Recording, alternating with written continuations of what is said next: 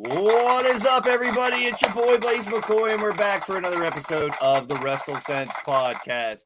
We're gearing up for an incredible summer of professional wrestling, and we will cover a little bit of everything tonight. We have our local focus. We're going to talk about some indie wrestling from around the Pittsburgh area, but we're going to talk about what's going down tomorrow, Saturday, and the next couple weekends as we end June and going into July. I'm ahead of myself. I want to get to June or July already. Let's check out the live chat. Wally's in the house. Yeah, from the side, of course. There's my man Mitch Kofsky from the Hardcore Sports Network. We are now live on the WrestleSense podcast YouTube page and the Hardcore Sports Network channel. And you can get your Hardcore Sports Network merchandise from my TeePublic store, if you please. It all supports the WrestleSense podcast, and it goes to the Hardcore Sports Network. Let me drop the link to the TeePublic store as well if you want to check it out, get your gear. And we are going to talk top to bottom. We're going to touch base with some things that are going to lead up to this weekend's wrestling and next weekend's stuff. What a great week, man. Chase Bishop is in the house. There's my man. What is happening?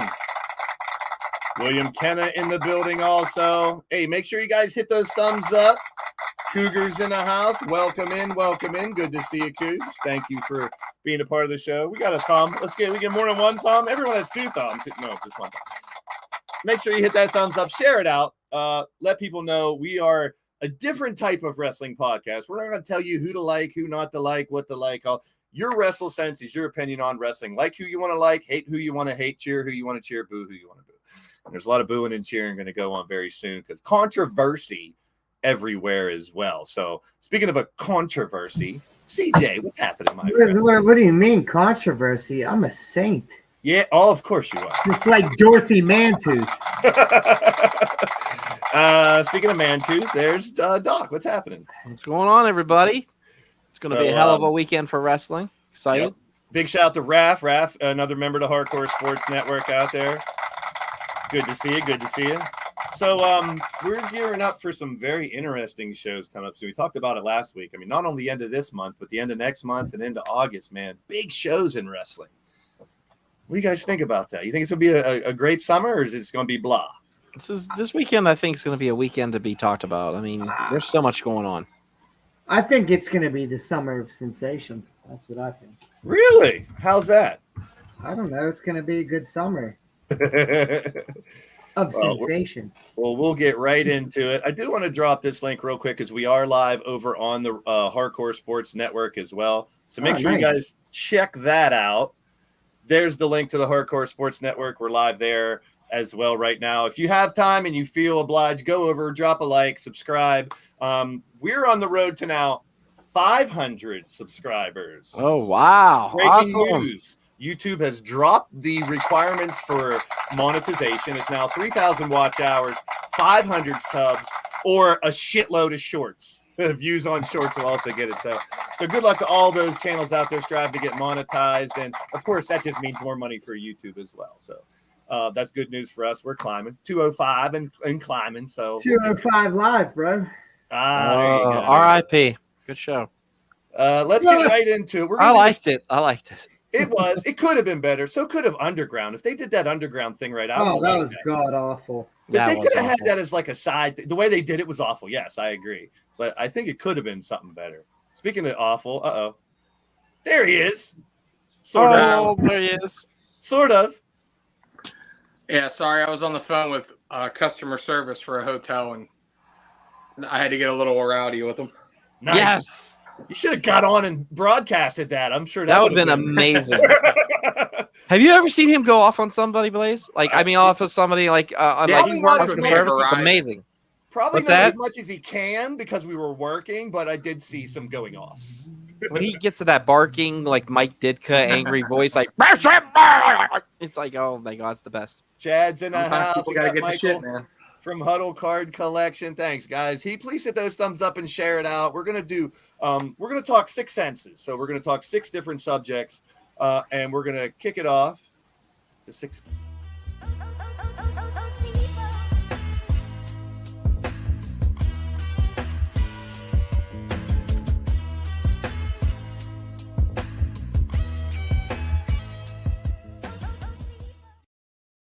All right, we do have some special guests coming on later on when we get to the local focus, so don't go anywhere. It's sure to be entertaining, people, So our first topic will lead into what's going to be the Forbidden Door. I just wanted to touch base on it because coming up on July 15th, we start New Japan Climaxes, the different blocks. I just love the idea of it, how they do it, and it all leads to Wrestle Kingdom in January and an IWGP Championship opportunities. I just wanted to look at some of these pictures, some of the blocks, how they have them arranged, and a lot of familiar names.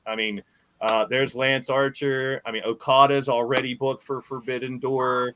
Cobb, those who are New Japan fans. I don't watch it enough. It's not available. So, but Jonah is legit doing this. The WWE is allowing this. What? This is New Japan. What are you talking about? Yeah, Jonah Rock is Bronson Reed, bud. You sure this isn't from last year? It might be. I may have grabbed it. Oh my god. Oh. Fucking Bush League, bro. Swing and a miss. All right, hold on. Yeah, because I'm pretty sure Bronson Reed ain't gonna be allowed to do that. All right, so screwed up. I'm not perfect. It happens. Don't worry about it. Well, that's gonna save us a lot of time, and I know Blaze. I'm sure CJ will be happy. We're saving a bunch of time on that. Absolutely. Let's talk title belts. Okay, title belts. And this is not from last year. Yeah, I know. I'm going to get a lot of shit, especially from Andy Price. Oh, that's last year. Yeah, thank you. Okay, Monstar. I'll be the whipping boy. I don't. Hey, BFF. Hey, I'm trying to gain some content here, and it happens sometimes. Yeah, this is going to be a short for sure. That's all right. I'm sorry, guys. Can I address my wife real quick? I'd fall asleep. You'd fall in love. Get out. All right, I'm better. Okay.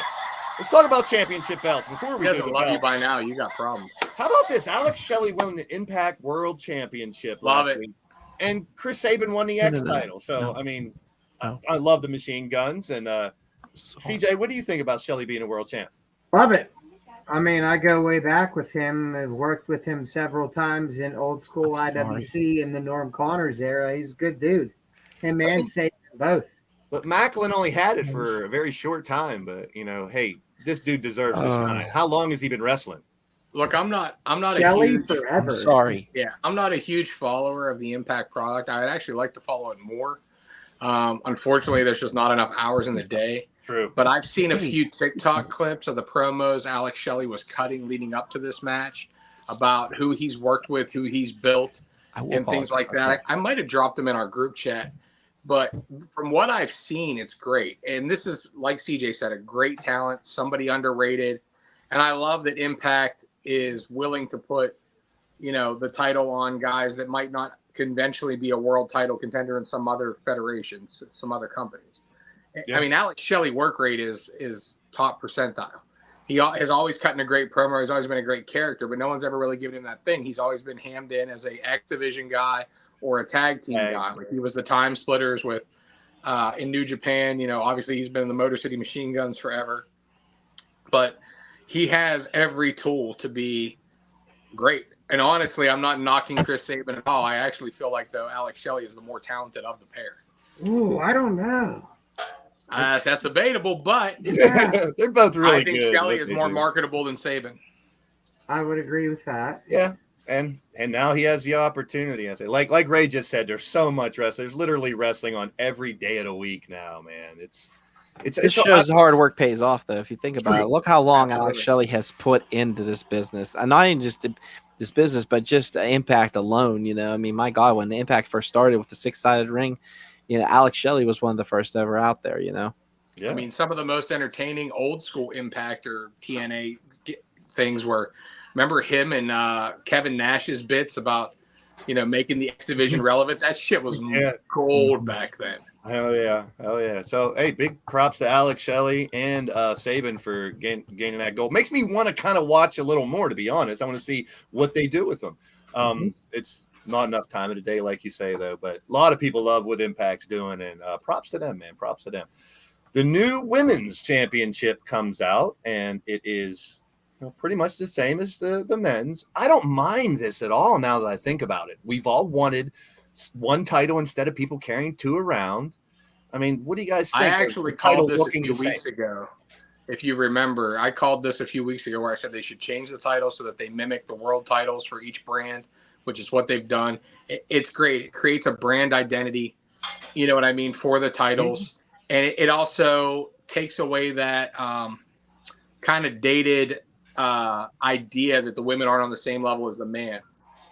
Having them have the same title, just a slight variation, which the only variation really is probably slight size and the color of the strap. Another thing too, if you really want to get technical, simple fact is you had the SmackDown Women's Champion on Raw, you had the Raw Women's Champion on SmackDown, and it was just a complete clusterfuck. Now, with them not even having to have Raw or SmackDown in the titles, anybody could fight anybody, so it's another good idea. I think it sounds more important too, being like the undisputed women's champion or the world women's champion versus just the Raw women's champion or Raw. And I hope they do something similar with the tag team titles here shortly. So I would love to see a women's IC. I don't mind Universal and World Heavyweight, but are they calling one of them undisputed? I believe the SmackDown one is going to be the undisputed title. They didn't announce it as that, but if you saw the pictures of Asuka's belt, in the little V underneath, it said undisputed champion. See, it's not really undisputed. It's kind of disputed if there's another one, though, in my opinion. I don't know, but so we got 4 new belts. Finally, I just didn't like Roman for a while with Roman having 2, but now it's time to to change it up. So the question is for you guys, I'm interested in your opinion. Which one do you like the best? Do you have a preference? I guess maybe Rollins. You like him or the belt better? Both. We're talking about the belt. I know. I agree. I am partial to the new titles. I think they're a nice harken back to the old school mixed with the new school.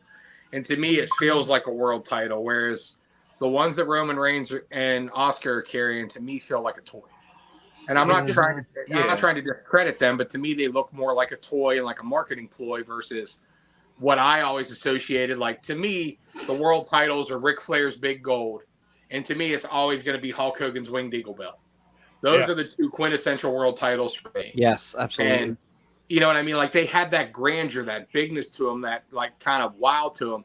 And to me, the WWE undisputed title and the one Asuka's carrying, whatever they're going to call it, to me, like I said, they just feel more kiddish, more toyish, more marketing ploy versus that symbol of excellence. Yeah, and the big W, I get it. It's WWE when you see it, but it kind of, like you said, I didn't like it as much. I loved the Intercontinental too. I see. Can I have to piggyback off of Monsters because I have a love for that white IC belt. Like when Cody Rhodes brought it back years ago, I popped. And I feel like that's kind of where I lead to when you talk about a pick out of these 4 titles. I'm picking the women's world heavyweight championship. Now women's world championship. That leads right into the next thing. What's next? We got Rhea's. I heard rumors they are going to change. I think the tags we're going to get, but will they mess with the U.S. and Intercontinental? I hope not. They might. Hope not. If they do, U.S. I'll take a new U.S. one. See, I like the U.S. one. I don't mind it, but I wouldn't. If I'm going to get one of the two, do the U.S. I miss that old the old one that had the American flag within it. I dug that one. Yeah. The IC belt, leave it the way it is. It's fine. I love the IC belt now. I really do. If you look at the vibe of the belts, and I think this is where Doc's going with it too, is like if you look at the vibe of the belts though, like within the realm of SmackDown. If you look at the world titles that Roman and Asuka's carrying, and then you look at the IC title, it doesn't look out of place. It looks together. Now, I agree. I like the old kind of hexagonal one that had the U.S., the flag in it and stuff. But again, I think this kind of fits. And honestly, I think Gunther's fits with the vibe of those belts too. It's not a bad-looking belt. I'm always going to be partial, like Doc said, to the old school, the one Randy Savage carried, the one – and even the Cody brought back with the white strap. I love that belt. That to me is always going to be the IC belt. But they fit the vibe of the look, and that's kind of the most important thing at this point to me is you want your titles to not look disjointed. You know what I mean? To not look like they're not part of the brand. And it really flags out now the tag team titles and how chintzy they look. Well, that leads to this. I saw this picture. I don't know if it's just a rumor or not. But I saw this as I was looking through. I think it's next. I could probably screw up again. I do it often. Tag team belts. There's a rumored new tag team championship belt. What do you guys think? Initial response. It's not. It kind of resembles the world champion, the world heavyweight title with the black and the globe. I don't know if I like the Pac-Man weird. I just don't like everything being completely round. It looks so cookie cutter. Yeah, like that to me looks like. I like the shine on it, man. I don't know why I like that shine on it. I don't know if it's legit or not. It's about an indie Fed had made though. Yeah. Oh damn. The one thing I've heard people say that people say the new belts look like something that you designed on WWE 2K23, which that's a compliment to 2K23 because it's a good belt design. I mean, you can do pretty much. Bro. You can do anything with that game. You can make big gold. You can make anything. But it's not super unique. The one, but the world heavyweight ones are growing on me. They're growing on me. I don't mind those at all. But that's a rumored tag title belts that are out there. To me, honestly, they should kind of do what they did with the new Seth Rollins belt is pick a shape. I'm not saying pick a design, but pick a shape from the old school. Like go back to the tag team titles that the Hart Foundation and Demolition and everybody carried. Yes. With that shape and then update it. Do something totally new that fits your vibe, whatever.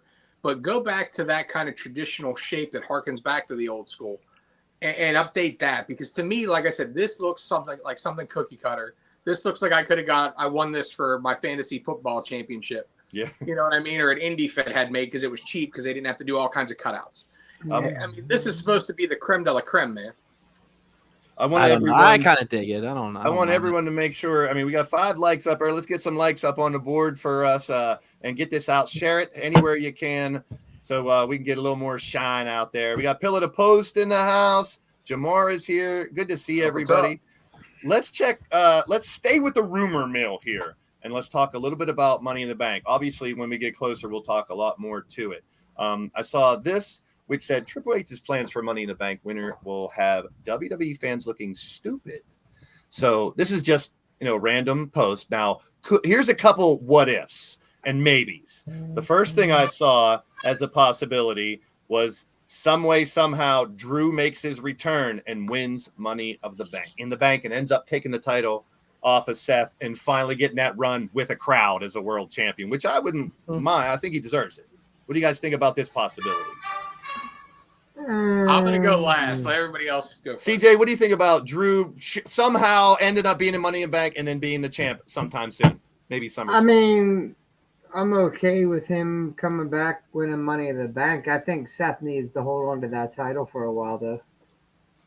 Okay. What about you, Doc? I feel Seth needs to hold that title for a long time. I feel that the crowd is just so over with him. It is unreal. He is just everything. He got all these cylinders kicking at one time. He got You got the crowd, got the belt.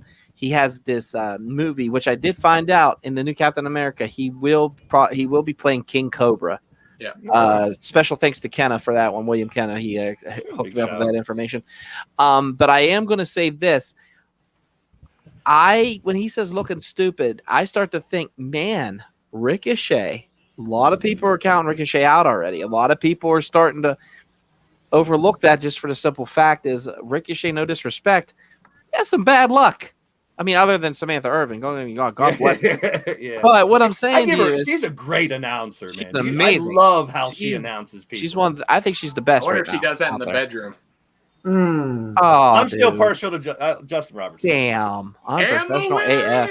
Justin Roberts is my boy. And me experiencing CJ's 1-inch pinch.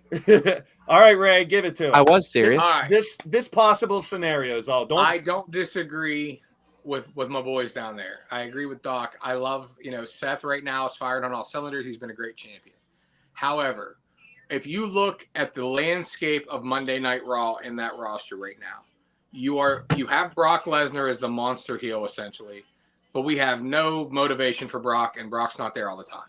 True. However, you are missing a monster heel. We have, the Judgment Day, but they're kind of like the cool heel. They're kind of tweeners. Now, if you harken back to when Brock won Money in the Bank, completely unannounced, his music just played, he came out, he was added to the match. So what if we have that where they make the announcement as they're doing the introductions, he was cleared, he was added to the match, and we get Drew winning?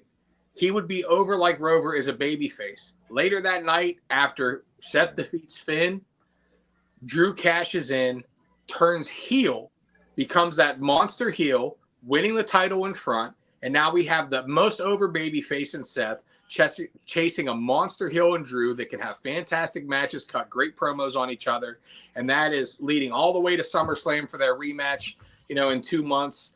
Honestly, no matter how you look at it, the wrestling business is as such. A over babyface chasing the title is always more money. A monster heel crushing your dreams is always more money when it comes to writing than the babyface champion carrying. Okay. And honestly, even in this short title run, we've had great title defenses against Priest. He's going to go down and face Breaker. He's had a bunch of title defenses already and great matches already, and it's not going to hurt him to lose the belt, but it sure does cement Drew as the number one heel in Raw, and it's going to get him hated as shit if he takes the belt off Seth in a ultimate opportunist type way. That's good because we know Drew can do either face or heel, and we haven't seen him mega heel that'd be a good idea. Not since he's been back in WWE at all. True. What if this is the surprise that makes us look stupid, and this guy who's returning on Monday ends up in Money in the Bank and wins it?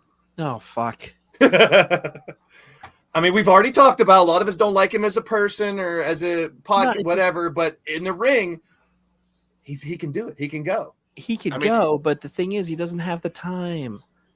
We want champions to be there. The simple fact is we saw Seth Rollins defend that belt against Damian Priest, 2 weeks ago?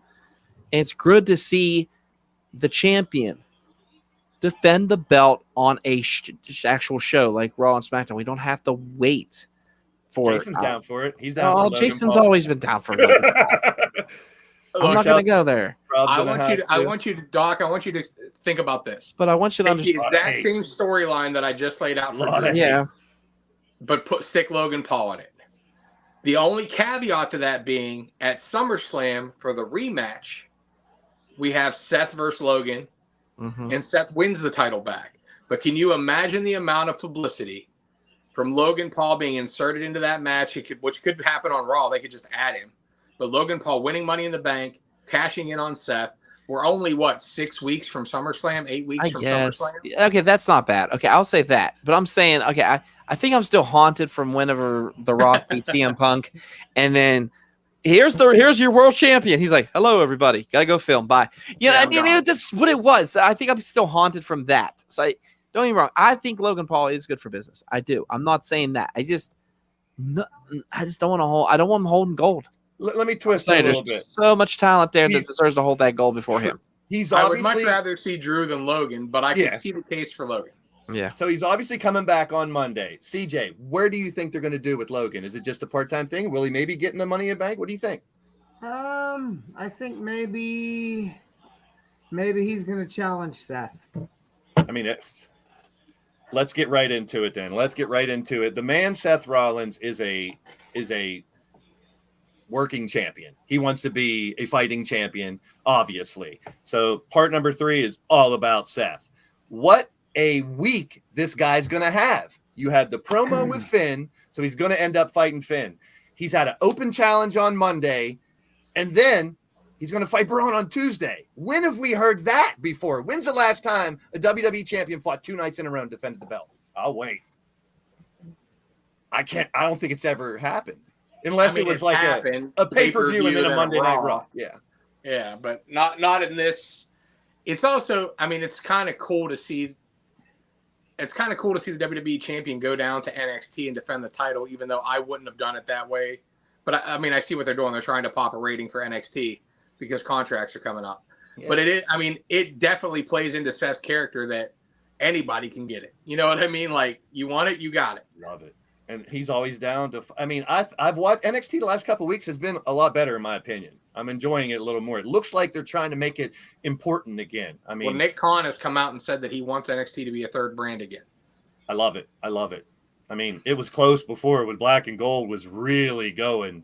So to have them have that third brand, I mean, well, it's not the only company with a third brand. We'll talk about that. But who do you think will it be? Logan accepting the challenge on Monday, maybe, since he's there? Nah, I think it's going to be Gargano, but I'd like to see Logan and Seth again. I think it's going to be. Honestly, I'm going to see him with that and say Ciampa. Ciampa, is he ready to come back? There you go. Now I heard Ciampa. See, if they come back, I want DIY. I want a DIY tag run, man. Yeah, but how great would that be for him to reintroduce to the crowd? I mean, Ciampa's been gone for what, 10 months now? Exactly. Yeah, for him to be reintroduced that way is accepting that challenge, and I hope they bring him back. I want his old NXT Blackheart theme. I hate that they changed his theme music when he came to the main roster, and Triple H has been righting a lot of those wrongs.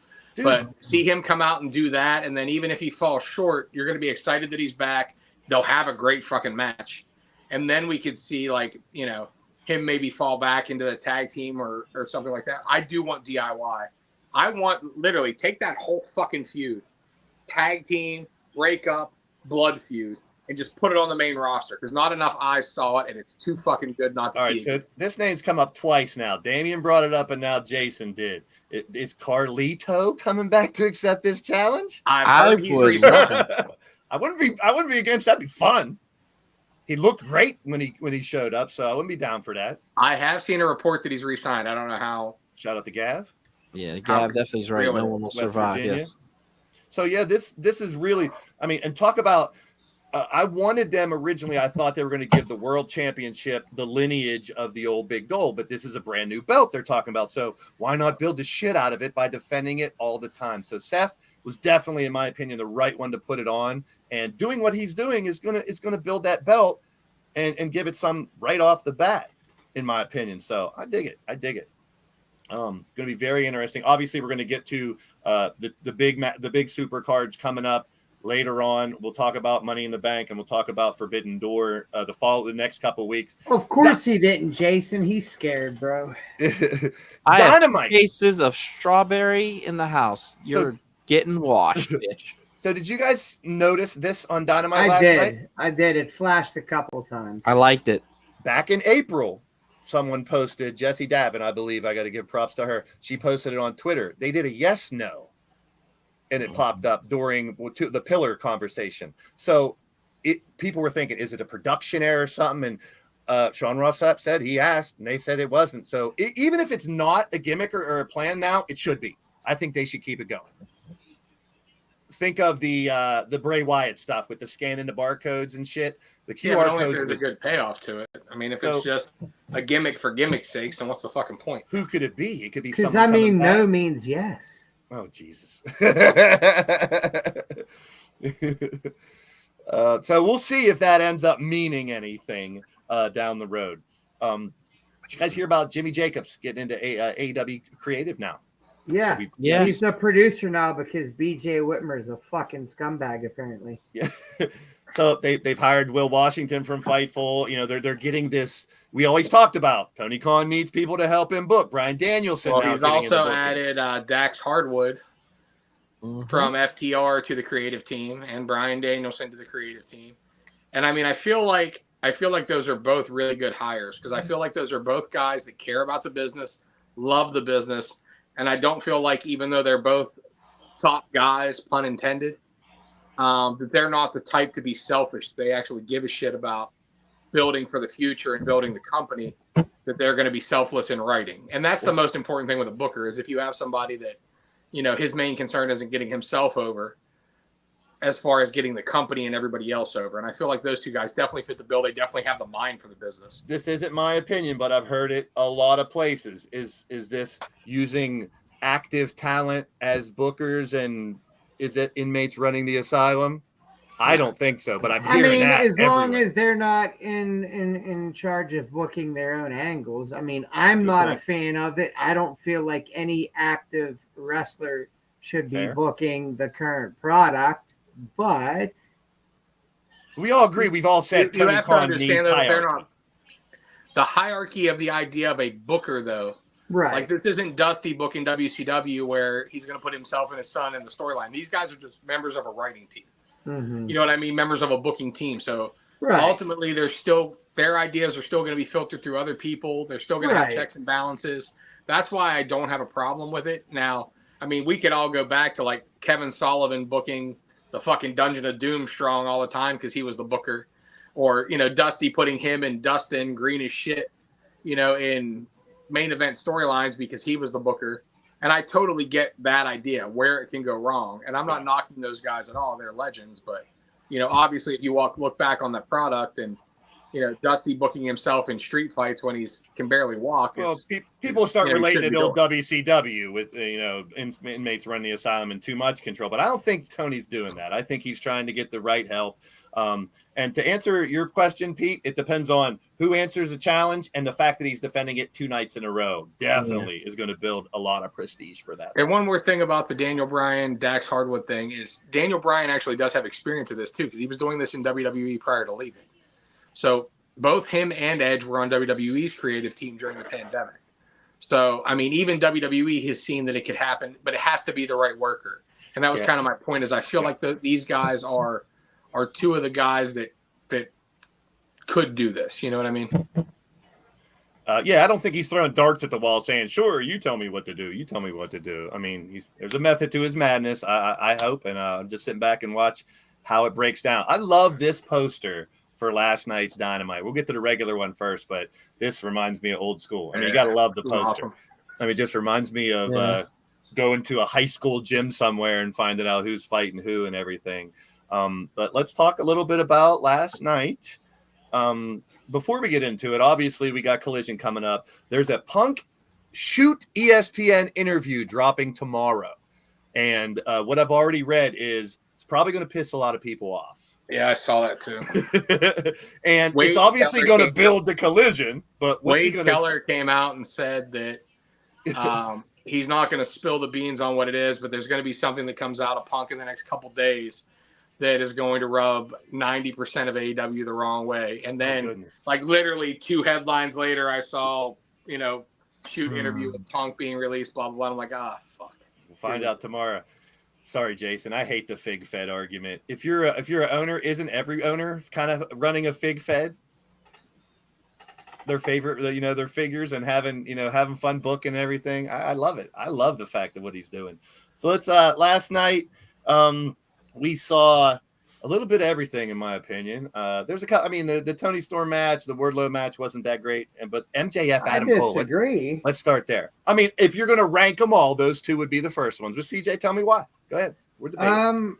I mean, I think the whole card was pretty solid. I mean, MJF and Adam Cole stole the night, I think. And one thing that I would have changed if I had the pencil is I would have actually had Sky Blue win last night, and then she could have lost it back on Saturday. Mm-hmm. Wouldn't be bad. She sure proved that she deserved to be there.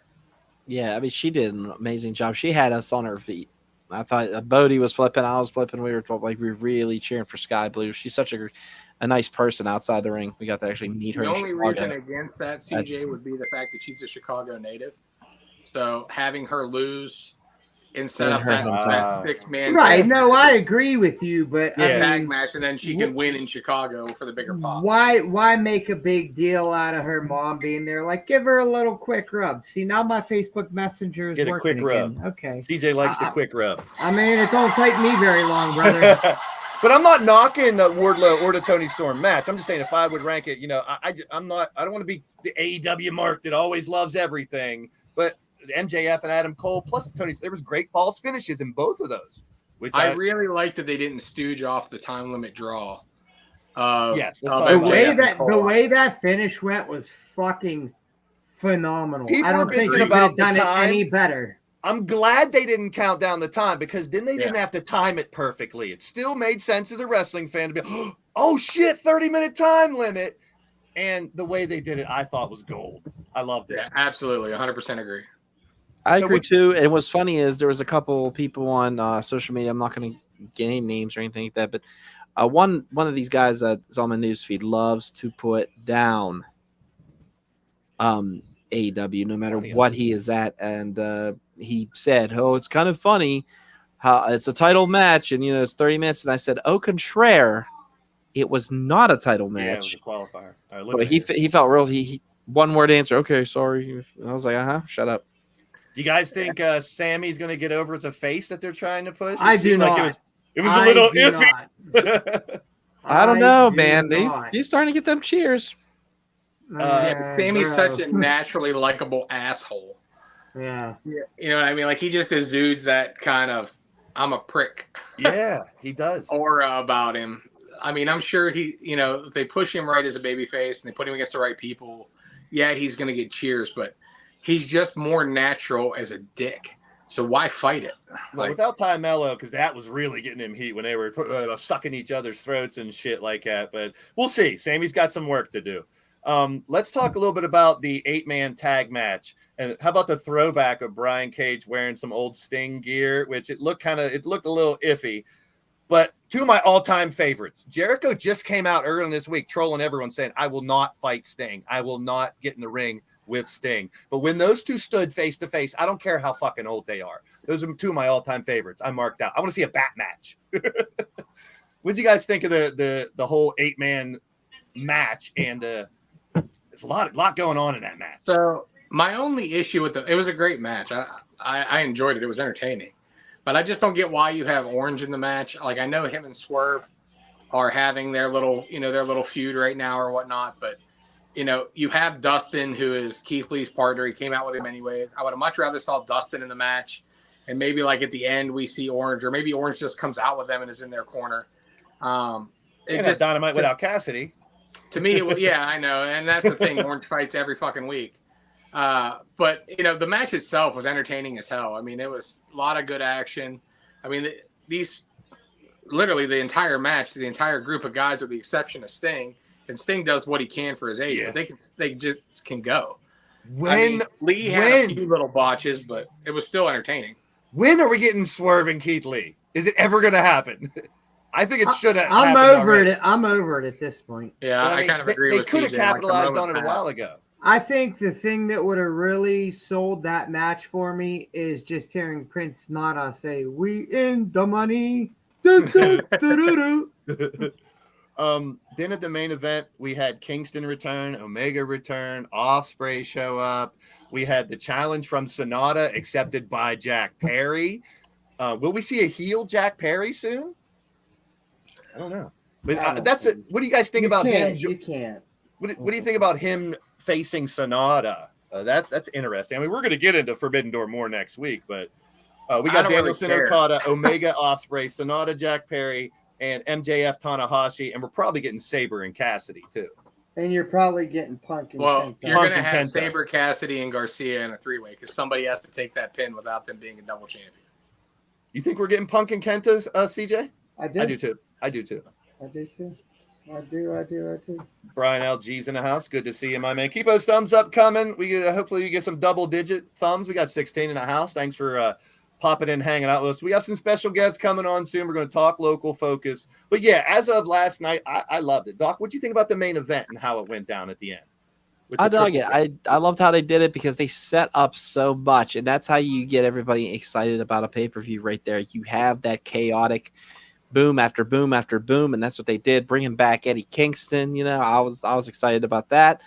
I was real excited to see Will Ospreay Jr. just Will Ospreay out of nowhere, just coming out and just capping Omega, which Omega had his sight set on take a shitta, and then look what happened. So, I mean, just the simple fact is, you know, Takeshi to come out, did his thing. It was just such a rapid fire. And I remember WWE doing that. If you look at the old SmackDown videos, like when Undertaker come in, started, and then, you know, Angle with the Olympic Slam, Stunner, it was like back and forth. And then, you know, they always waited for someone to come out last just to pop the crowd, which it was either The Rock or Taker or Stone Cold. It was one of those three. But there was always one right after the other. And I just loved how they did it. I think, people say it's all flippy shit and everything and all this. AEW, this is a bunch of acrobats doing dumb shit. This is a great example. You have a great one-on-one match. You have the big guys. You have the ladies. You have multi-man matches. You have tag. You got a little bit of everything. You had the promos. It was a great show top to bottom. I do agree. CJ, what do you think of last night's show as a whole? I mean, as a whole, 0 to 10, I mean, give it like a 7.5. I mean, I watch wrestling a little bit differently nowadays and always feel like there could be improvements. Yeah. But I think this is more reminiscent of the AEW that we were used to when we were, you know, him-hawing about it every week, and not saying that it's been bad because it hasn't, but I was more invested in the entire show and less likely to, you know, flip through or walk away to use the restroom or something. I wanted to see what was going on.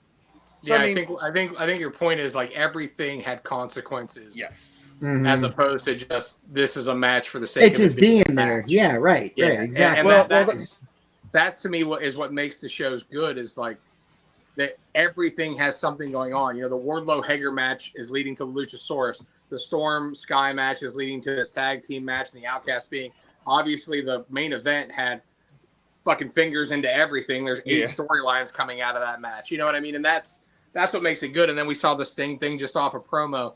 Everything had consequences and purpose. And that to me is a great wrestling show from start to finish. I mean, obviously the wrestlers have to back it up. And like you said, the action in almost every match was phenomenal. And the matches that even weren't as great were still pretty damn good. And I feel like there were stories within the stories, and they even did a good job of putting that over on commentary. One thing I noticed was with Wardlow and Hager, like this was the third out of a series of matches for them. So poor Arn Anderson too. How about it, man? They beat the piss out of him. So did this show get you guys a little more interested for Forbidden Door? I mean, I did for me. I was going to watch it regardless, but it helped me become more invested and emotionally connected with what I'm going to see. Absolutely. Mm-hmm. And they also built for me, the 2 selling points are still the 2 selling points, which is Ospreay and Omega and Okada and Bryan. Yep. Mm-hmm. Tanahashi versus MJF. I'm kind of on that match. It's going to be good. Don't get me wrong. It was hilarious how MJF blew it off. Yeah, Tanahashi used to be one of the guys. Like I would have much rather seen him versus Ibushi, even though Ibushi's not affiliated with them anymore. But to me, it's just like Tanahashi's not the unbeatable guy for NJPW that he was anymore. So now, like, he's about to lose his second. He's about to lose his second Forbidden Door match too because he lost. Yeah, he lost to Moxley last year. And then the Sonata thing, like, and I'm not knocking Perry. They're going to have a great match, but in anyone's head, do they believe Jack Perry is going to knock off Sonata for the NJPW title? Well, you know, it could make him. It could show something that we haven't seen with him. Maybe a couple false finishes. Yeah, but if you put Moxley in that match, you're kind of like, all right, maybe. You know what I mean? True, at least true. I think it's just to build. I think that's more of a nod to how much confidence they have in Jack Perry for the future, him being like a future, I mean, already a bigger star than what I feel like he is, or they wouldn't put him in that spot. But of the people not on that card right now, like take Jack Perry out of that match just for a second. And as you look down the roster of the guys not on that card, tell me there's not 3 other guys you'd rather see in that match. I would say obviously, Darby Allin. Put Darby Allin in that match. They could have waited longer for someone to accept it, maybe until Collision or next week, next Wednesday, because it was like literally Sonata challenge. It was like the next after the next commercial break. He's like, you know what, I'm accepting it, which I don't blame him. But they did a lot of building for Forbidden Door, but they also did a lot of building for Saturday's debut of Collision. So let's talk about our 5th Sixth Sense, which is a Saturday evening show. A lot of people have questions about it, whether it's going to be successful or not. We knew the Punk FTR versus Joe, Jay, and Juice match, but now we're getting a couple other matches. We got the tag match with the ladies. Miro's going to come back. We got Andrade and Matthews. I think will be a slamming match there. Can't wait for that one. Mm-hmm. And Wardlow and Lucha. We got a Luchasaurus. You got the big guys. You got a little bit of everything. So are you guys intrigued about Saturday? A little bit, yeah. Honestly, I am. I'm excited to see the fact that Miro and Andrade are back. I'm really excited about Miro. Miro, I just feel like he's been the most underutilized person on that roster completely. And Andrade with Matthews, that was gold back in NXT days. So it's going to be even better, I think, on AEW. Because they're a little bit less contained. And apparently Punk is going to have a mic at the beginning of the show and have something to get off his chest. So whatever we hear tomorrow in the interview, we're going to hear more. We're going to hear a lot of CM Punk the next couple days. I'm hoping CJ's quote is right about every fucking thing from tomorrow to Saturday. It's a work. I think Punk's going to apologize. I think he's going to apologize for being a dick when he was in the scrum. I think he's going to say he made mistakes. I mean, I feel like he needs to. Yeah. I don't think he's going to come out and ever apologize for anything in his life. I don't think you're here about the fight. I think he apologized for being a dick at the scrum. If anything, I mean, I don't disagree with you, but if anything, he's going to have to do some kind of damage control because even when they played that video package last night, you could hear the boos. Yeah. Like, he's not going to be not as much as the first time that is when it was announced, I don't feel, but yeah. But he's not going to be over anywhere other than Chicago right now fully. And I hope one of 2 things happen. Maybe he comes out and says sorry, but I honestly hope the opposite. I hope he comes out and cuts a fucking hardcore heel promo, and him and FTR say we're better than all of you fuckers. I wouldn't mind that either. It, blah blah blah. Go full heel with them. Like FTR has had this nice little run of everybody loving them, and they deserve it. Don't get me wrong, but they're better as heels. Punk's better as a heel. We already have the T-shirts and the merchandise of CMFTR. FTR cut the promo last night about how they're best friends with Punk. Come out and flat out be like, you know what, this is our show. And if you think you're man enough, come to our show and we'll put you the fuck down. Or maybe he comes out the beginning and plays They should call out the Elite. They should call out the BCC. Yeah. They should call out every fucking body. Come here to Saturday night and we will put you down. You got to get hyped for people to want to not go out on Saturday and watch wrestling. Unpopular opinion. Good. I feel you see the return of Thunder Rosa, and I see Thunder Rosa actually siding with the Outcasts because with all the shit with Britt and everything that's happened. Okay, you bitches don't want to respect me in the locker room. I got this. Boom. All Philly I think it'd be a great fit, but I heard she's nowhere close to working again yet. Yeah, I don't think she's cleared. You think we see her on commentary? Yeah, that wouldn't be bad. I love her podcast. There's been so many rumors about people on commentary. They're talking Mauro Ronaldo. They're all talking about Veda Scott, who's I think an excellent commentator. Mauro they haven't announced commentary team. We don't know. No, exactly. It's going to be a surprise, which is cool because they've done this before. They did this for WCW Thunder. They've done it for a couple different shows that throughout. Tony confirmed he's a member. He's the only one that is confirmed. Tony is going to be there. Tony Schiavone is going to be. Okay. Woo. Tony Kincaid. Yeah, Tony Kincaid. No, is fuck that. I meant Tony Khan. Tony Khan on commentary. No, that's what I was about. Tony commentary. Oh boy, that was bad. Yeah, Tony's confirmed that he is a member of Collision. I would really like to see they sign Nigel. Nigel would be great. I would love to see Nigel. Honestly, give me Tony Schiavone, Nigel McGuinness, and Paul Wright, and I'd be cool with it. Yeah, that'd be good. Big Show's hilarious on commentary. I'd love to see him in there again. So I mean, they adore not with Big Show either. You know what I mean? Why not? And Mark Henry comes out for 2 minutes. It's time for the main event. Well, that's true because Dark and Elevation are gone. That's where Paul White was actually. Yeah, exactly. So maybe Rampage. Maybe he will be back. Well, yeah, that's what I meant. Sorry. That would be if you're picking just from if they're not bringing in Mauro Ranallo, if they're not bringing in somebody else.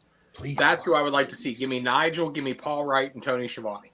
That's not a bad lineup at all. It's actually a very good lineup. So we'll definitely talk about what happened on Saturday for a change next Wednesday, but we're going to talk about what's going to happen tomorrow night here in nearby Worthington, Pennsylvania, as we're going to get into a local focus. Our sixth sense is 2PW and our local focus. Let's talk some indie wrestling right now.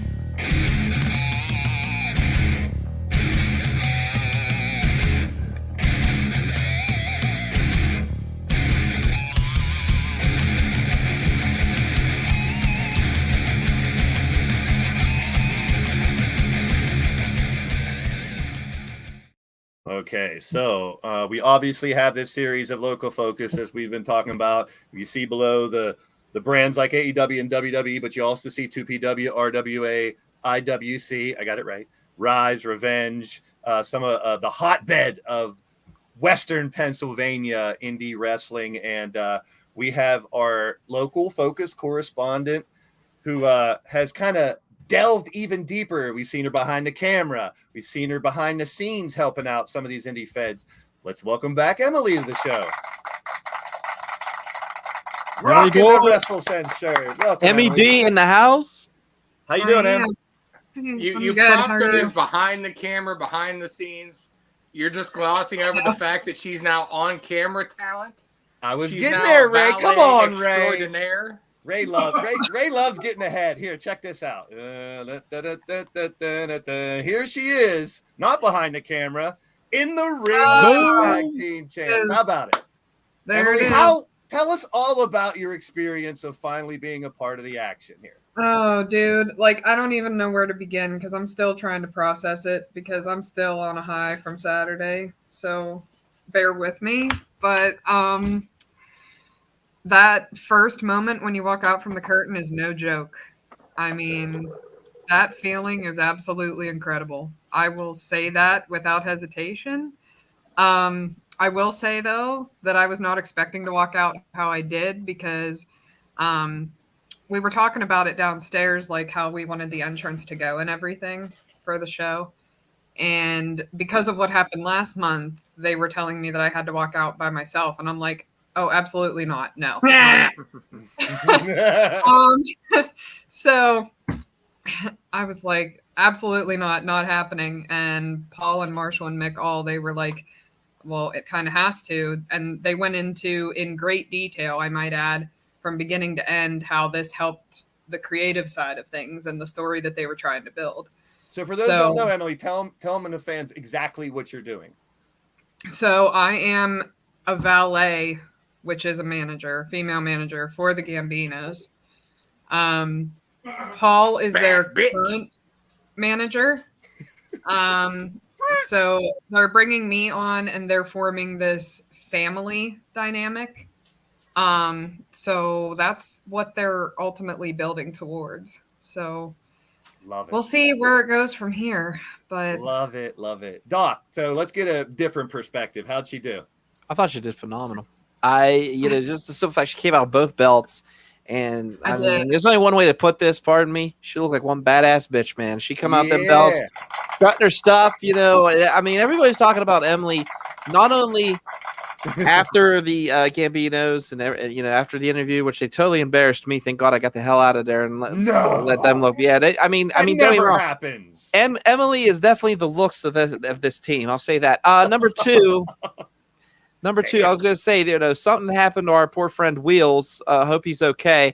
J-Rock almost pushed him off the stage. They were still talking about Emily more than they were Wheels, and Wheels' life was in danger. I was going to that's just the J-Rock match. Please tell. I mean, what did Wheels do? Well, I honestly think there was a full set of shorts involved after I saw his face when J-Rock was pushing him. But like I said, it was some scary stuff. But like I said, I mean, MED is what we love to call her. Yeah, that's what you're all calling me now. So. It was awesome what they did. You know, it was awesome what they did. And like I said, I see Emily Del Vecchio. See, I said it right there. There you go. Yeah, right. Fuck you. So what I'm saying to you guys is, don't get me started, motherfucker. All I'm saying is this. I will say this till damn dead. She started from like I said, from the beginning. Like, you think about it, you look at people that have started from the bottom, working their way up, and I mean, she just keeps doing that, man.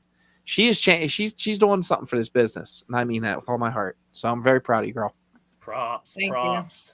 So we're gonna get into some of the card that's coming up tomorrow night, Worthington, Pennsylvania, 2PW Chaos, and there's another guy who we're gonna hear some news from apparently tomorrow night. First, before we get to 4 of the matches, Chaos is tomorrow night, 8 p.m. bell time, sold out in the Worthington Center. But CJ has some special news apparently to break. I mean, that's news to me. No, I'm kidding.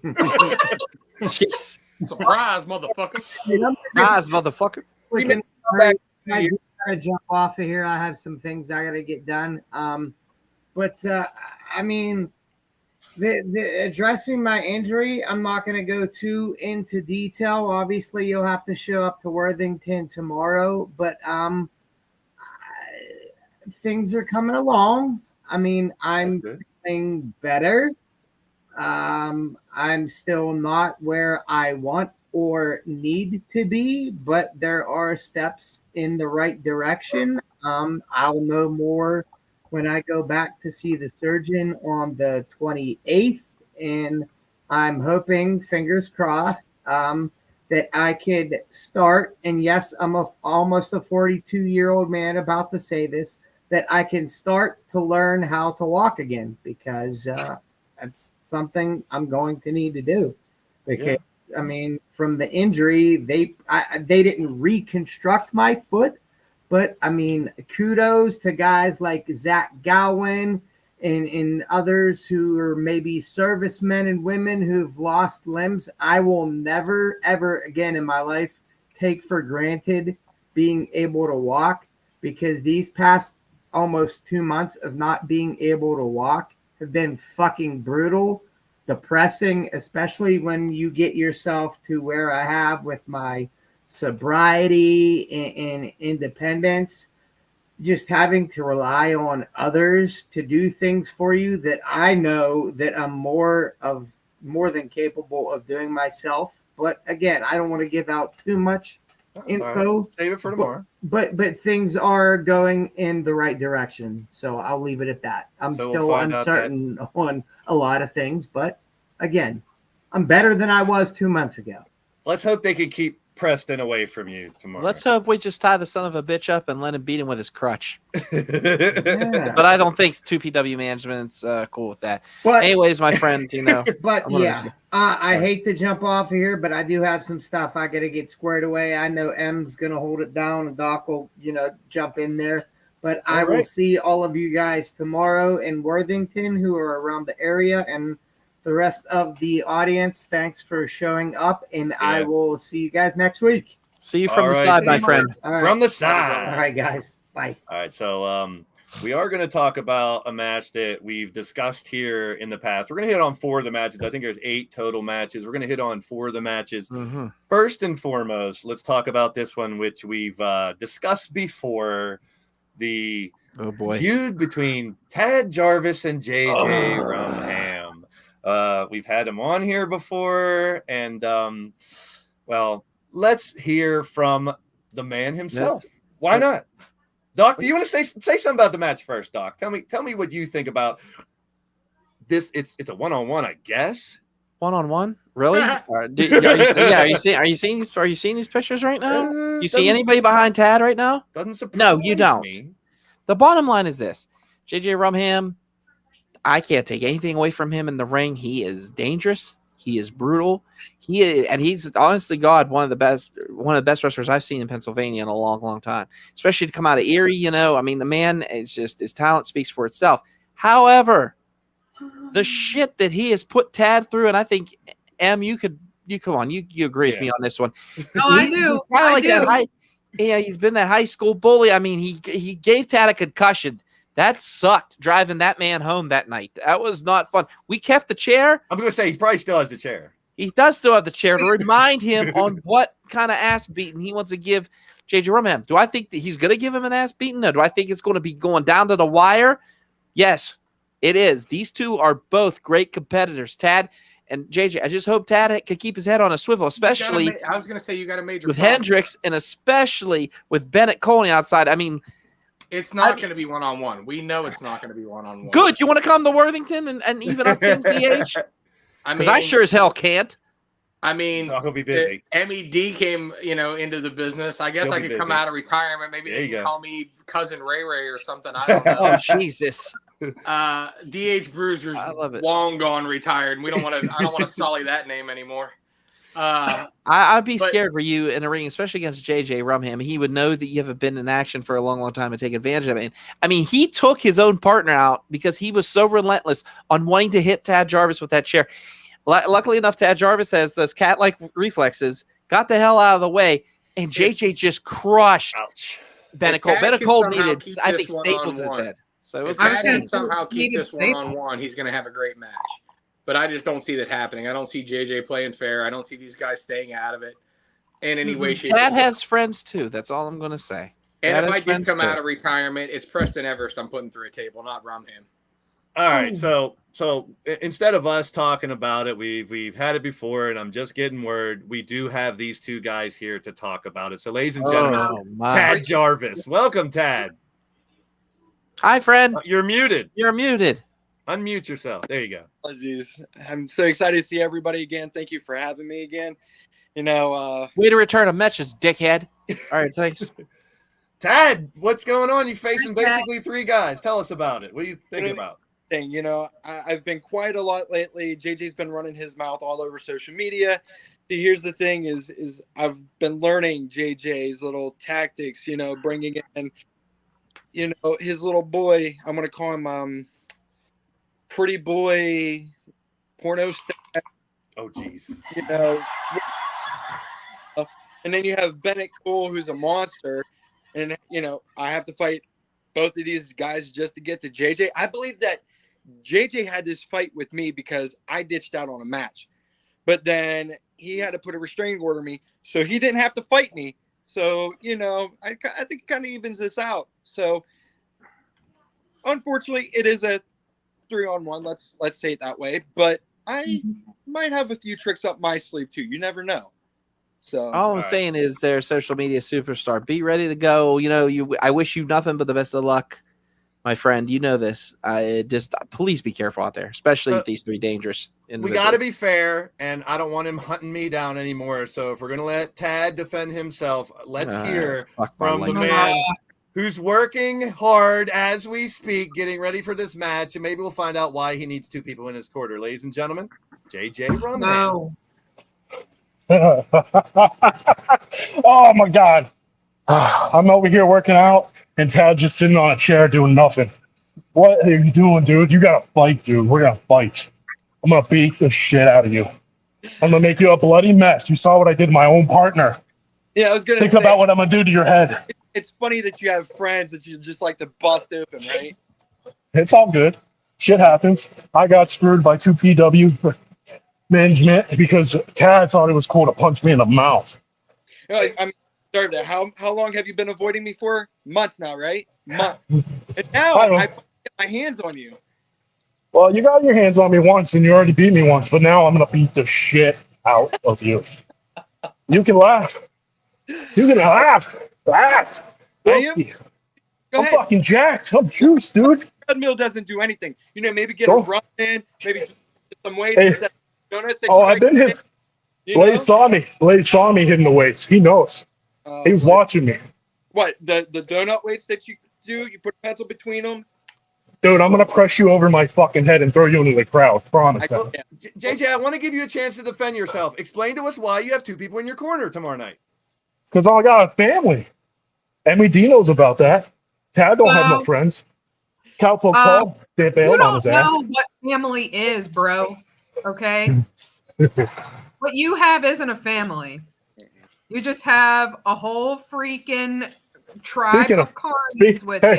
They're just going to follow you and go to your beck and call. Speaking of that, I wouldn't be so fired up on pre-workout if Tad didn't say something about my sons and my wife. Oh, bro. What? Bro, you don't think I saw that? You don't think I saw that? Message. You don't think I saw that? I was going to come to your house, and I was going to beat you in front of them. Exactly. Bro, my 3-year-old is a tank. He will fucking tombstone you. Oh, my goodness. Okay. How about you He's bring a tank. For this Hey, Tad, somebody said they'd be in your corner. I'll pay for their tickets, front row seat. So you got back up, Tad. You can't even afford their diapers, dude. Jesus Christ. Hey, Tad, he said he got your back. Who's got his back? Bodie will be in his corner. Yeah, Bodie be. Yeah, okay. Uh-oh. All I'm going to say is this. Why don't you make a one-on-one? Why don't you ban Hendricks? And why don't we just do that? Why don't we just have a one-on-one contest? How about man, it's all up to 2PW management, man. It ain't me. Okay, cool. Then I will go there. Okay, you're going to blame me for, trying to get the upper hand for him? Because I'm not. I'm just going to make it fair. I'd put these two in a cage if it was up to me. Hold up. Doc, I want you to sit ringside while I beat the shit out of your best friend. There you go. I'm for real. That's going to happen. I'm for real.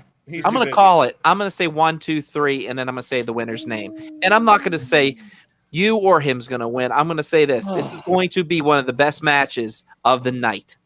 Best matches. It's just going to be a murder. Okay, that's what you think, kid. That's what you think. Okay. Yo, he wants to be Rumham so bad. Look at his hair. He fucking had to do the same thing I had to do. He just can't grow any fucking beard. JJ, listen, just hear me out on this, okay? I have pattern baldness. Ouch. All I'm going to say is this, JJ. Listen to me. I've seen people underestimate my friend today. Oh, jeez. And all I'm going to say to you is this: it doesn't go well for them. Yeah. I've seen Tad shut off some people before. Get your kid out of here. Get your kid out of here.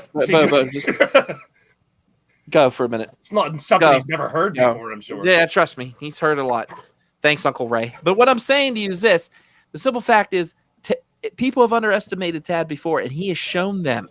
He has beaten them. So I really hope you're not taking this match with a grain of salt. And I hope you do not think you're going to walk in here and walk all over the social media icon. Dude, I'm from Jersey. I'm a one-shotter. I'm going to knock him out with one punch. Oh, Jersey, I'm a one-shotter. Okay. Well, don't and tell. then I'm gonna bring at the end of the match. Don't say I didn't warn you. It's going down tomorrow night. It's going down tomorrow night. No, let it speak. Let Worthington, PA. The shit hits the fan. Let Rumham speak. He had something else to say. Go ahead. No, it's all good. It's all good. It's all good. Get it off your chest, man. This is the time. Tad, bring that chair. You're gonna need it. All right. Oh, I'm not. If Bennett Cole and Jason aren't allowed to be at ringside, you're going to need that chair. And if you don't think I have another plan up my ass, you're out of your mind. Because I'm going to pull something. Oh, yeah, that's where you put everything. I get it. It will go down tomorrow night. I have a feeling it's not going to be the end of this shit. And we'll give the details on what happens. But thank you, Tad and JJ, for joining us. You're more than welcome to stay as we cover a couple more matches at tomorrow night. And I got more working out to do, not just sit on my ass and do nothing. All right, if okay, that is a weird place to keep anything, says Gav. So so I'm not here to judge. But that is tomorrow night, man. We'll see how it goes, and we'll talk about it next week. Well, good luck, boys. Yeah, good luck. Don't murder each other. Thank you, everybody. I appreciate it. So we'll talk more about some. Stick around. I just want to know what JJ has up his prison wallet. That's all I want to know. Hey. Jesus, man. Prison wallet. Wow. God. Right. I mean, it wasn't me. It was himself. I mean. So we got our local focus correspondent, Emily Doc, behind the mic for 2PW, and we're talking about hair. So let's talk about these two big guys who tag teammates, now fighting each other. Doc, fill us in on how these from an awesome tag team, former champs, are now at each other's throats. Career versus career? Yeah, Vic Braun versus VJ Hell's career versus career match. They were the 2PW tag team champions, Swole Patrol. They were one of the most feared tag teams, in this promotion. I'll tell you why, because these guys, they got the build, they got the attitude, they got the strength, they got the ferocity, and now they have to turn those weapons out on each other. VJ Hells left Vic Braun pretty much stranded to defend those 2PW tag team titles, and Vic, he fought a courageous match by himself there for a little bit, but the Brotherhood was just too much, and they were hungry. They wanted those titles back, and that's exactly what happened. VJ left him high and dry, and now Vic Braun wants revenge on VJ Hells, and like I said, these two are just button heads. I don't want to see either of these two leave, but one of them has to, unfortunately. I mean, just to have it, we've seen tag teams end up fighting each other before, but to put your career on the line, that's nuts. Yes, I can't believe it. I mean, VJ Hells, what can I say about this guy? I mean, you look at him, he is chiseled from stone. Thick Vic Braun, the man, he gets more butt than a toilet seat. Oh! It is just going to be all butt talk tonight. Yeah, a lot of butt talk tonight.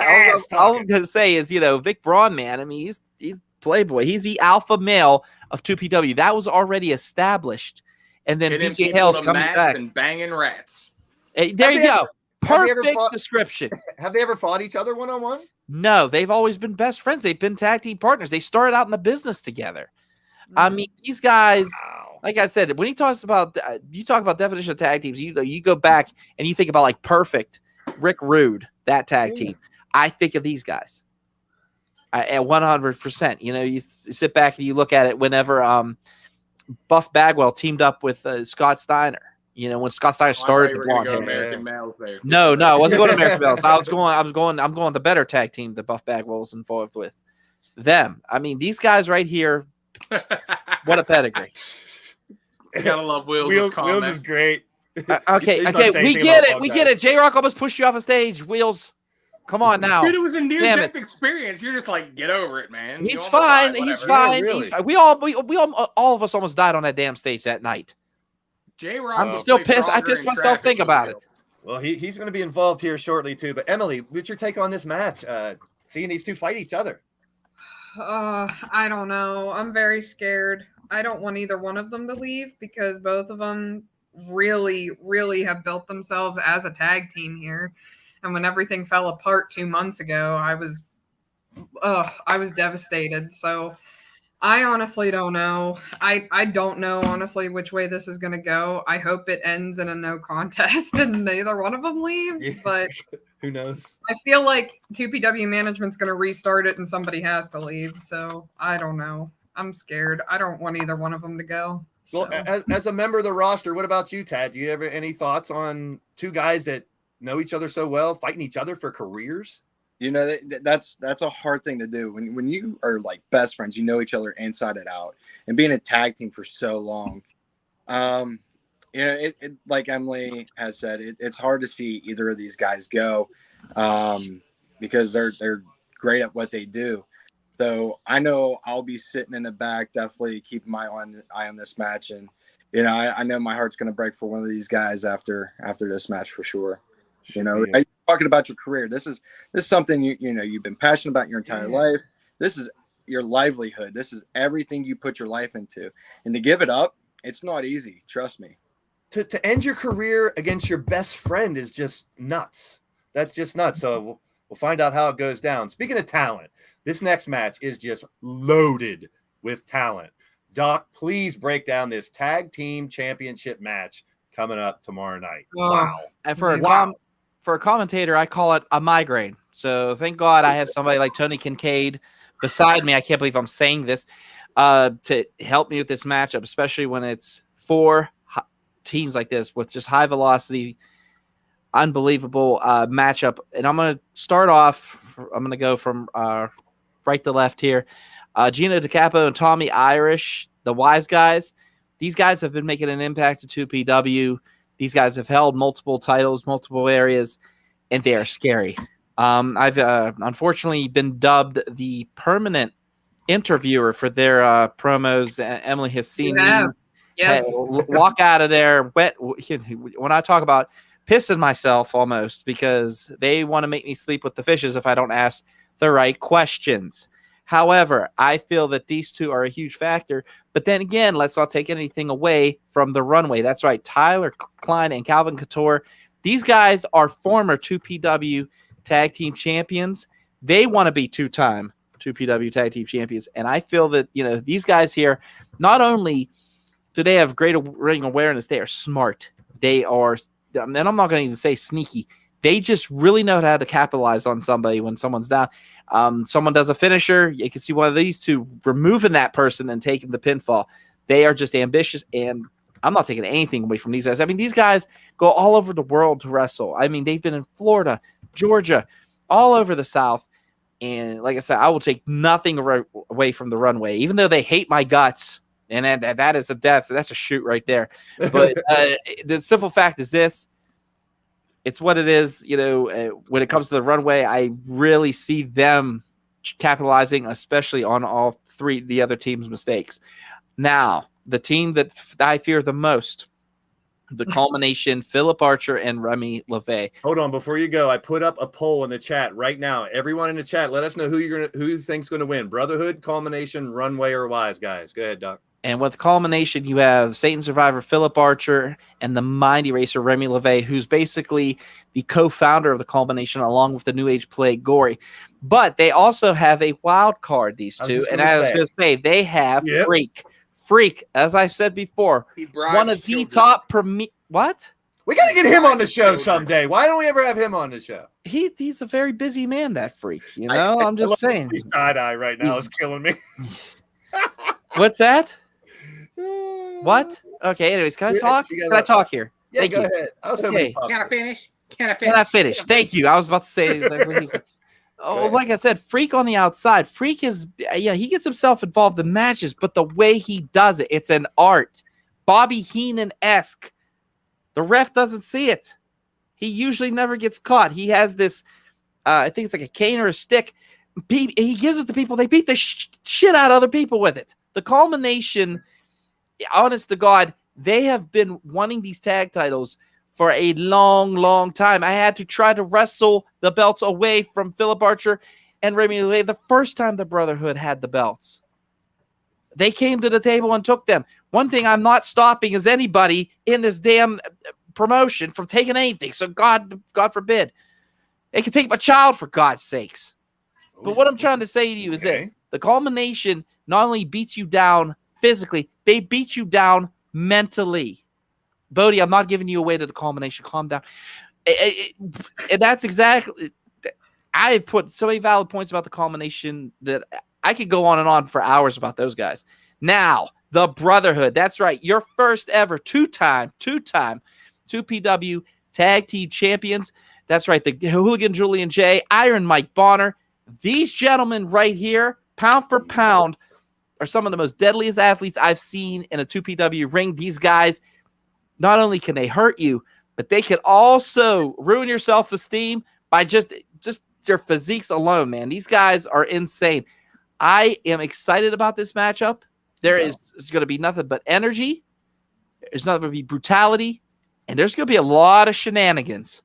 Now, do we know if it's a four-way where there's four guys in or just two and they tag whoever? Because this type of match can go a lot of different ways. Yes, that's exactly what I've seen in these four-way tag team matches. Anybody can tag anybody. So, like I said, a lot of shenanigans. Farva, what's that restaurant you like with all the goofy shit on the wall? You talking about shenanigans? Wow. Okay. Anyway, speaking of Super Troopers, the best trooper below me, Miss Emily, tell us your opinions of this matchup. Yeah. She's biased. Unbiased opinion. Of course. Yeah. I don't really. I mean, all four of these tag teams can really work and can really go. I've seen it ringside month after month. I honestly think that the Brotherhood does have an advantage just because of recent, like their two-time reign now, because they got crowned. What was it, Doc? Last month? Yes. Yes, last month. Yeah. I don't know though. The Wise Guys have been really making a statement since they debuted. really have made it known that they want the gold and they want it now. So wait, Emily D from the Gambino family is pulling for the Brooklyn Wise Guys. No, I'm not pulling for them. I'm just saying they've made it known that they want it. Yeah, however, when they've been going after it the past few months, it's been by cheating. But this time they're actually in the match. So I don't know. I mean, this can honestly go anywhere. And like Doc said, with the culmination, they've been after them since the Brotherhood got them the first time. Mm-hmm. So it's hey, Emily, really going to be difficult to be ringside filming this too.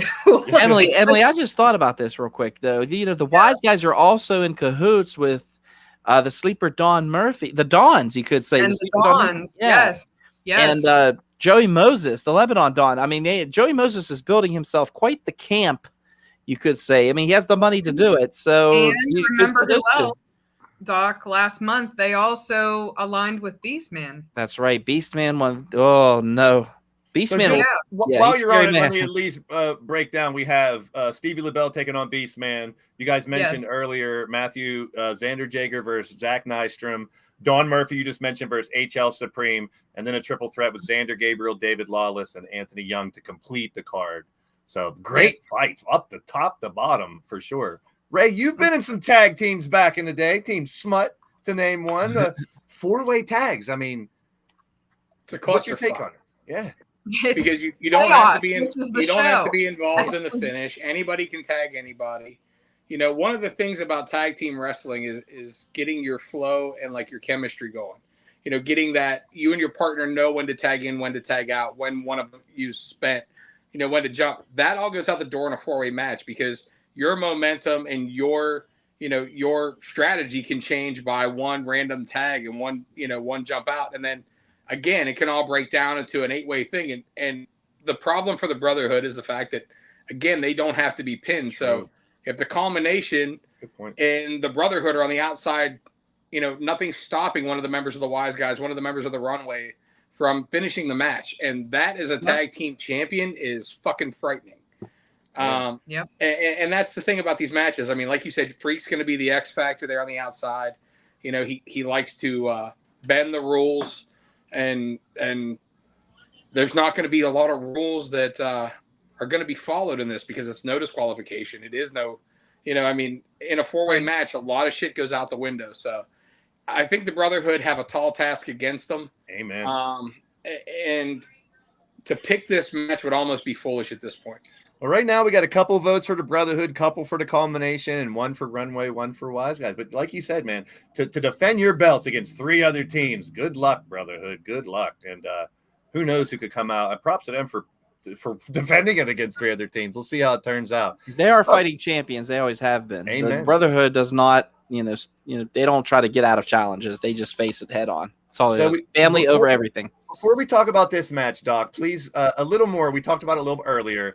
What happened at the end of RWA with J-Rock going a little nuts, and now he's in the main event against McChesney here. Oh, great. Another person. J-Rock never mind. Going crazy? Never.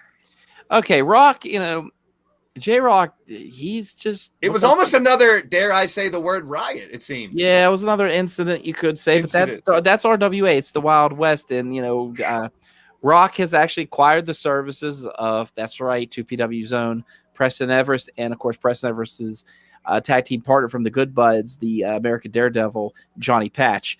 These 3 have aligned. They don't even come through the curtain. They come, through the outside. And these guys they wanted to start a brawl. Rev Ron Hunt was successful in his hold on. We got breaking news. Check this out. I just got sent something that I must share with you guys. Hold on a second. This needs to be shown. Hold on. Show it, motherfucker. I'm trying. I got to share. If it's the Ray video, I'm going to be fucked off. Oh, shoot. Thanks to Aaron West for sending us this. Here's some exclusive footage of it. Of back in UTEP.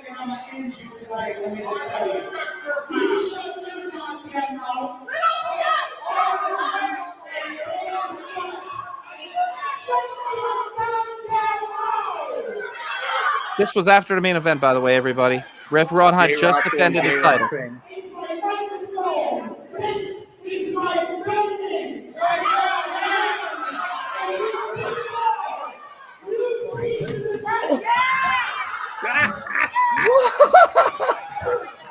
my!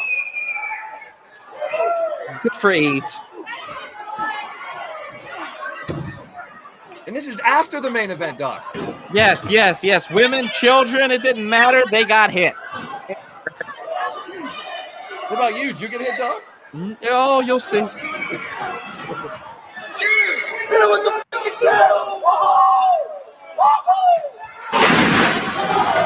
happening right now as we speak. There's people up on stage that weren't allowed on stage. Holy shit. We almost watched a speaker bite it.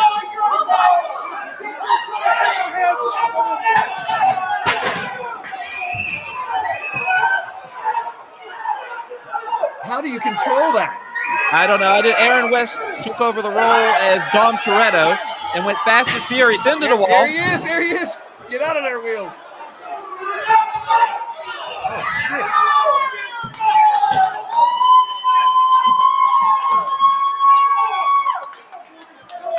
Going through Fieldback's head right now. Oh, my goodness. Well. Yeah. Welcome to hell. Hey, or West Newton.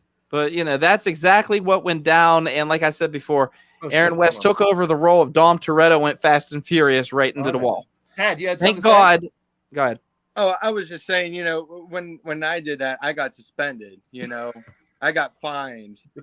So, I mean, it is what it is. So when I wrote for that to happen, we had the police show up.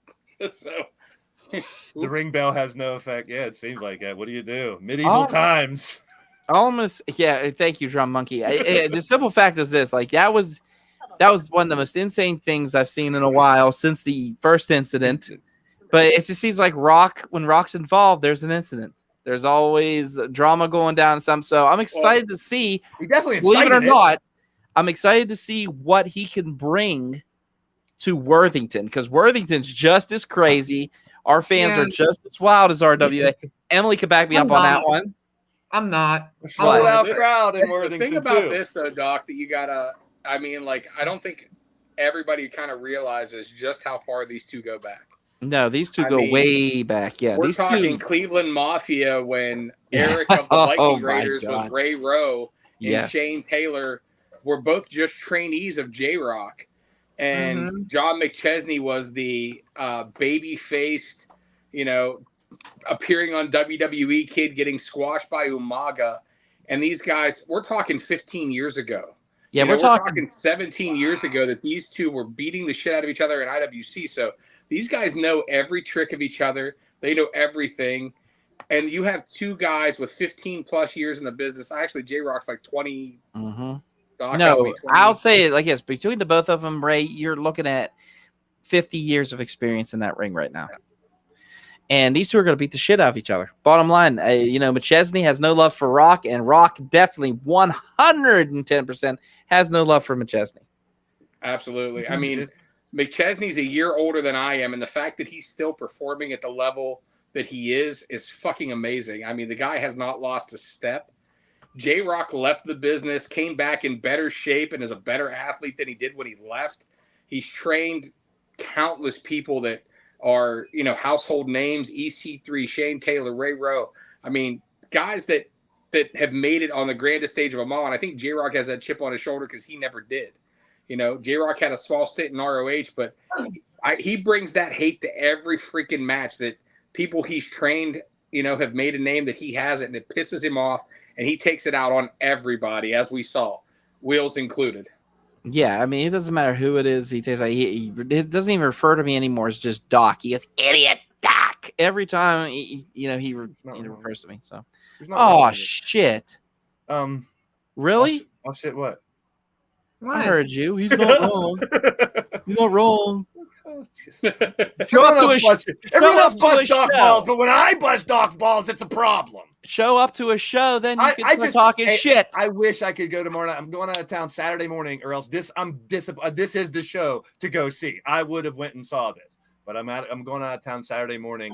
But hey, I hope you come to another show and Freak makes you shit your pants. I have mashed potatoes home I have to be home from 2PW, and then I have to leave and be out of the house by 7 a.m. the next morning. So there went Denny's. I'm sure Denny's till good. 3 a.m. as well. So no Denny's.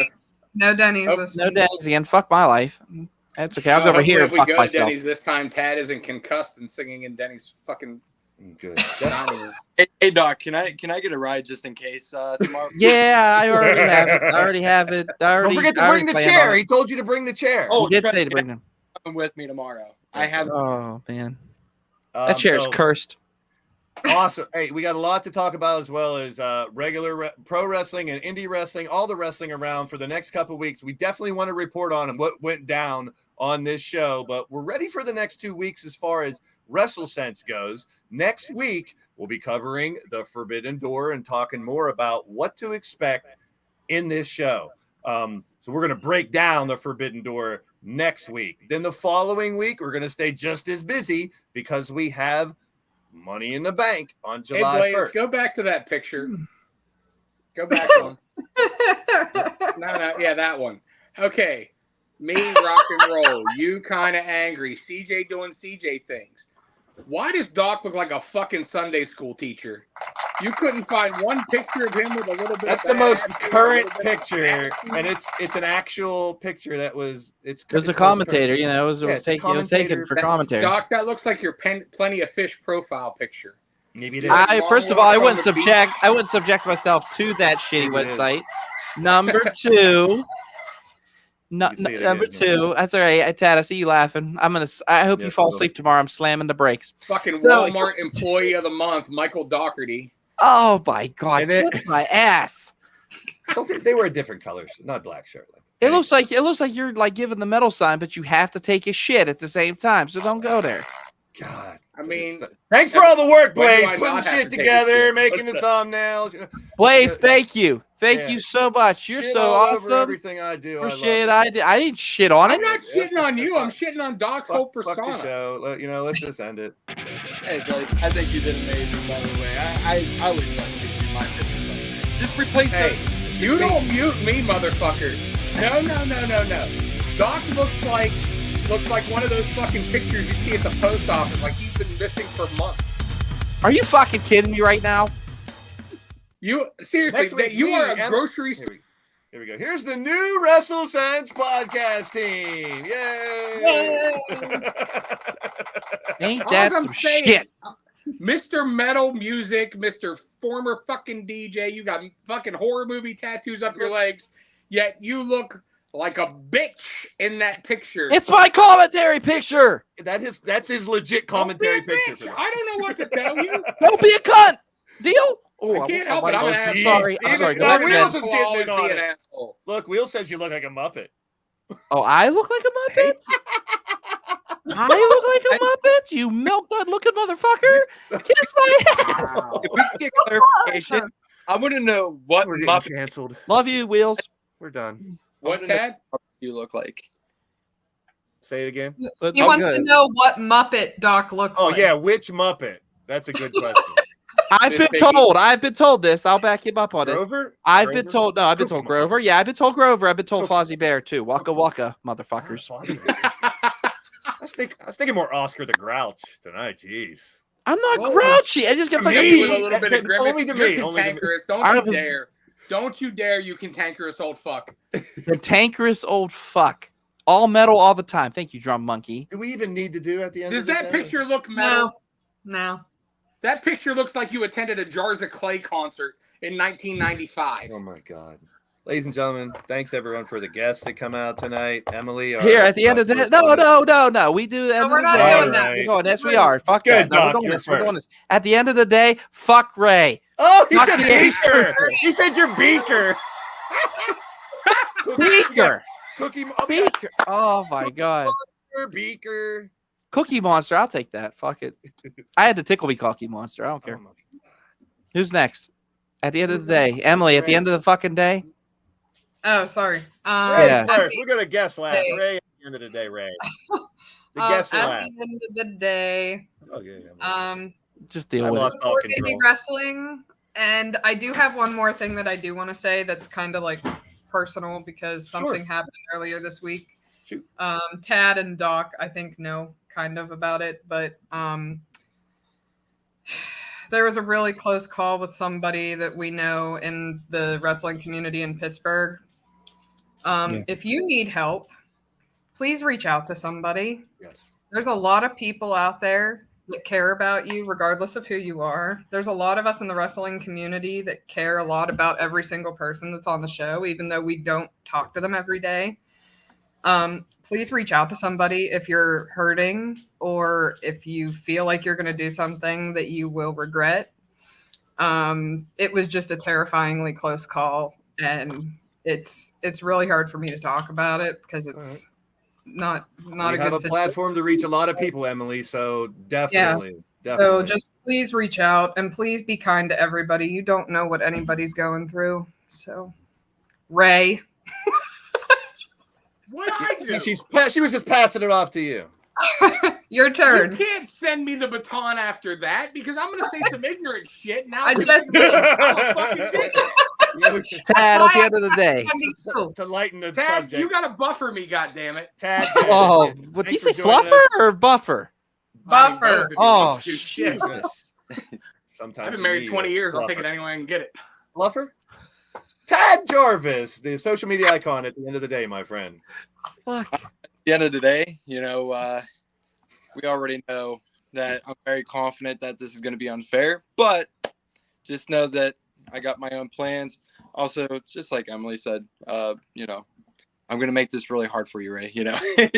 Just, really, really be nice to people. Son of a bitch. So. Blaze, life's too short, people. Blaze next. Life's too short, people. We all know that. We've talked about some of my friends here on YouTube, one of the Hardcore Sports Network, my friend Jeffrey, who passed away recently too at 38. So, I mean, you never know when it's your last day. So Tell people you love them. I tell these guys I love them all the time. And that's what it's all about. Love. Tell your friends you love them, man. Yeah. Now, Ray, take us off on a high note. Yeah.